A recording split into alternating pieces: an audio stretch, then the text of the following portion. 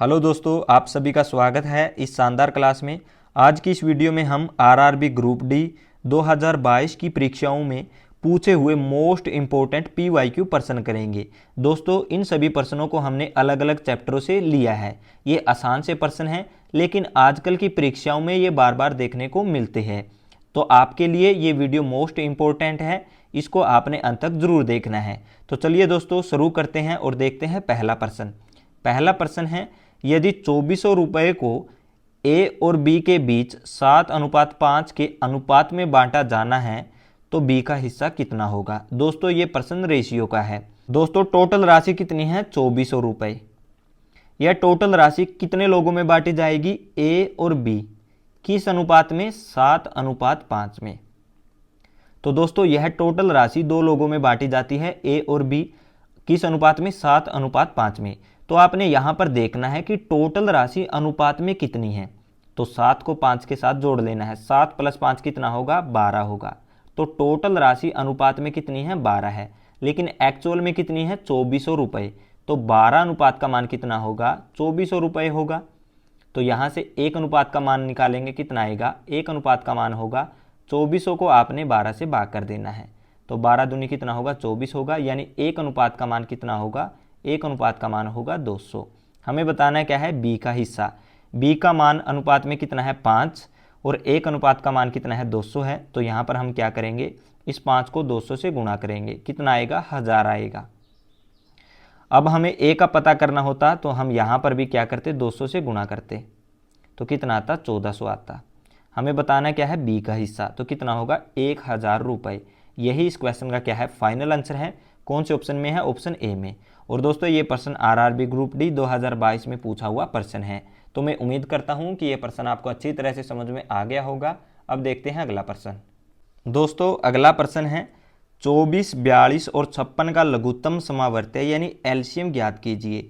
Lowest common multiple यानी वह छोटी से छोटी संख्या जो 24, 42 और 56 से पूरी तरह डिवाइड हो। आप इस प्रश्न को बेसिक से भी कर सकते हो, लेकिन मैं आपको इस प्रश्न को बाई ऑप्शन से हल करके दिखाऊंगा।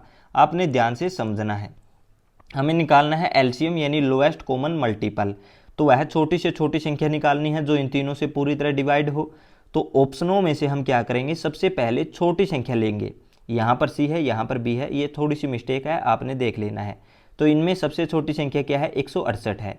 हम मान लेते हैं कि इन तीनों संख्याओं का एलसीएम कितना है? 168 है। अब चेक करके देखेंगे कि क्या ये संख्या इन तीनों से पूरी तरह डिवाइड होती है या नहीं।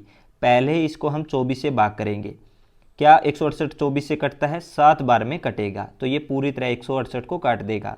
अब 42 से चेक करेंगे। क्या 168 42 से पूरी तरह कटता है? तो 42 चौके कितना होगा? 168 होगा। यानी 168 42 से भी कटता है। अब बची संख्या 56। क्या 168 56 से कटता है? बिल्कुल कटता है। कितनी बार में कटेगा? 3 बारी में कटेगा। तो दोस्तों, ऑप्शन सी की संख्या 168 प्रश्न की कंडीशन को सेटिस्फाई करती है। लोएस्ट कॉमन मल्टीपल यानी यह छोटी से छोटी संख्या भी है। तो ऑप्शन सी इस क्वेश्चन का क्या होगा? राइट आंसर होगा। ये ऑप्शन आपके गलत हो जाएंगे, आगे आपको चेक करने की जरूरत नहीं है। तो ऑप्शन सी इसका क्या है? फाइनल आंसर है। आप इस तरह इस प्रश्न को बाई ऑप्शन हल कर सकते हो। और ये प्रश्न आरआरबी ग्रुप डी 2022 में पूछा हुआ प्रश्न है। तो मैं उम्मीद करता हूं कि ये प्रश्न आपको अच्छी तरह से समझ में आ गया होगा। अब देखते हैं अगला प्रश्न। दोस्तों, अगला प्रश्न है, यदि मूलधन राशि 13,000 रुपये है तो 5% प्रति वर्ष की दर से 4 वर्षों का साधारण ब्याज ज्ञात कीजिए। दोस्तों, सिंपल इंटरेस्ट का ये प्रश्न है। यहाँ पर फार्मूला यूज होगा। हमें दिया क्या है? सबसे पहले ये देखें, मूलधन राशि यानी दोस्तों मूलधन कितना दिया है? प्रिंसिपल हमें कितना दिया है? 13,000 रुपये दिया है। कितना दिया है? 13,000 रुपये। रेट हमें यानी दर कितनी दी है दोस्तों? रेट हमें दी है 5% प्रति वर्ष। रेट हमारे पास 5% है। टाइम कितना दिया है दोस्तों? टाइम हमें 4 वर्ष दिया है। हमें बताना क्या है? साधारण ब्याज यानी सिंपल इंटरेस्ट हमें बताना है। तो दोस्तों, सिंपल इंटरेस्ट साधारण ब्याज का क्या फार्मूला होता है? मूलधन गुणा में दर प्रतिशत गुणा में समय। या आप इसको ऐसे भी लिख सकते हो, साधारण ब्याज का फार्मूला होगा P गुणा में R% गुणा में टाइम। इस प्रकार भी आप लिख सकते हो। सेम बात है दोस्तों। अब ये मानों को इस सूत्र में रखेंगे और हमारा आंसर निकाल लेंगे। हमें SI पता करना है, साधारण ब्याज निकालना है।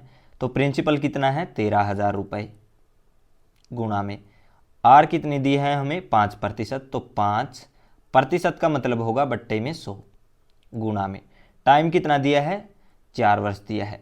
अब दोस्तों 2 जीरो से 2 जीरो कटेगी, 5 गुणा में 4 कितना होगा 20 की 130 के साथ गुणा करेंगे तो 13 दूनी कितना होगा 26 होगा और 2 जीरो, यानी SI हमारे पास कितना निकल कर आएगा दोस्तों 2600। यही इस क्वेश्चन का क्या है फाइनल आंसर है। कौन से ऑप्शन में है, ऑप्शन ए में, तो ऑप्शन ए इस क्वेश्चन का क्या होगा राइट आंसर होगा। इस क्वेश्चन में ये फार्मूला यूज होगा, आपने ध्यान से याद रखना है। दोस्तों क्वेश्चन नंबर 4 है, एक मिश्रण की 80 लीटर मात्रा में दूध और पानी का अनुपात 3:1 है।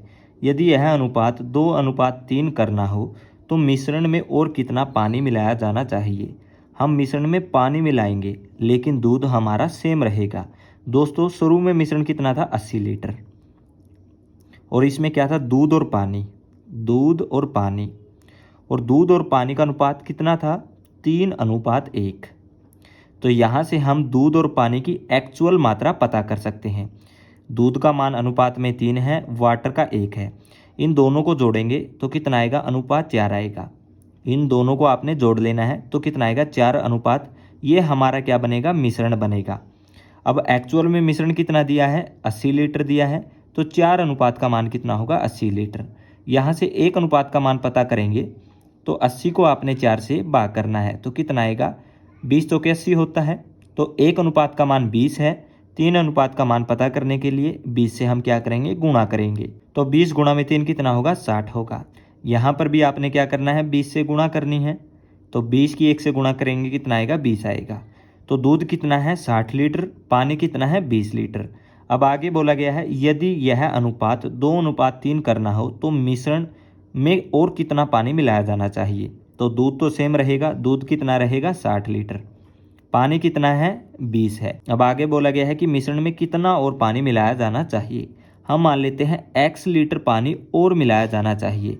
तो दोस्तों अब दूध और पानी का अनुपात कितना बनेगा 2:3। अनुपात का मतलब होता है बट्टा, यानी 2/3। अब यहाँ से हम x का मान निकाल लेंगे, आपने आर पार गुणा करनी है। 60 की 3 से गुणा करेंगे 180 बराबर में 2 की 20 से गुणा करेंगे 40 प्लस 2x। इस 40 को इस तरफ लाएंगे, बराबर के इस तरफ लाएंगे तो माइनस होगा 180 माइनस 40 कितना होगा 140, बराबर में कितना है 2x है। अब 140 2 से कटेगा तो कितना आएगा 70 आएगा, यानी x का मान कितना आएगा 70 आएगा। कितना और पानी मिलाया जाना चाहिए 70 लीटर। यही इस क्वेश्चन का क्या है फाइनल आंसर है। कौन से ऑप्शन में है, ऑप्शन डी में, तो ऑप्शन डी इस क्वेश्चन का क्या होगा राइट आंसर होगा। दोस्तों अगला प्रश्न है, अरुणा की एक छोटी बहन है जिसकी आयु अरुणा से 8 वर्ष कम है। यदि अरुणा की बहन की आयु 18 वर्ष है तो अरुणा की आयु ज्ञात कीजिए। आसान सा प्रश्न है, लेकिन ये प्रश्न भी आरआरबी ग्रुप डी 2022 में पूछा हुआ प्रश्न है। तो दोस्तों अरुणा है और उसकी एक छोटी बहन है। दोस्तों अरुणा की बहन की आयु कितनी है 18 वर्ष है, और दोस्तों अरुणा की छोटी बहन अरुणा से 8 वर्ष क्या है कम है, यानी 8 वर्ष छोटी है। छोटी बहन की आयु 18 वर्ष है और अरुणा से कितनी कम है 8 वर्ष कम है। तो अरुणा की आयु कितनी होगी 18 में आपने 8 को जोड़ना है तो कितना आएगा 26 आएगा। तभी जाकर अरुणा से छोटी बहन कितनी होगी 8 वर्ष कम। तो अरुणा की आयु क्या होगी 26 वर्ष। आसान सा प्रश्न है, यही इसका आंसर होगा। कौन से ऑप्शन में है, ऑप्शन डी में, तो ऑप्शन डी इसका क्या है फाइनल आंसर है। दोस्तों अगला प्रश्न है, यदि एक वस्तु का क्रय मूल्य यानी कॉस्ट प्राइस 4500 रुपये है और विक्रय मूल्य यानी सेलिंग प्राइस SP 3500 रुपये है तो हानि प्रतिशत ज्ञात कीजिए। दोस्तों एक वस्तु खरीदी गई है 4500 रुपये में, बेची कितने में गई है 3500 रुपये में, यानी ज़्यादा की खरीदी गई है और कम में बेच रहे हैं तो हमें क्या होगी हानि होगी। तो वस्तु का कॉस्ट प्राइस कितना है, कॉस्ट प्राइस है 4500 रुपये और सेलिंग प्राइस कितना है, सेलिंग प्राइस है 3500 रुपये। यहाँ पर हानि होगी, ज़्यादा की वस्तु खरीदी है कम में हम बेच रहे हैं, हमें हानि प्रतिशत बताना है। तो दोस्तों यहाँ पर हम रेशियो ले सकते हैं, तो रेशियो लेंगे 2 जीरो से 2 जीरो कटेगी, ये 5 से कटेगा, ये भी 5 से कटेगा, 5 में 45 और 5 सते कितना होगा 35 होगा। तो इनके बीच का रेशियो क्या आएगा 9:7। अब दोस्तों 9 की वस्तु थी, 7 में हम बेच रहे हैं, तो कितने की हानि होगी 2 रुपये की हानि होगी। हमें हानि प्रतिशत में बताना है, तो जितने की हानि हुई है उसको लिखेंगे, किस पर हुई है 9 पर, तो बट्टे में लिखेंगे 9, प्रतिशत में बताने के लिए गुणा में 100%। अब 2 गुणा में 100 कितना होगा 200 होगा, बट्टे में 9 होगा। अब दोस्तों इसको हम भाग करेंगे तो 9 दाएँ कितना होगा 18 होगा, कितना बचेगा 2 बचेगा, और यहाँ पर भी 0 है यानी 20, दोबारा से 9 दाएँ कितना होगा 18 होगा, फिर दोबारा से 2 बचेगा, तो 22 सही 2/9% का क्या होगा लॉस होगा। यही इसका क्या है फाइनल आंसर है। कौन से ऑप्शन में है, ऑप्शन सी में, तो ऑप्शन सी इस क्वेश्चन का क्या होगा राइट आंसर होगा।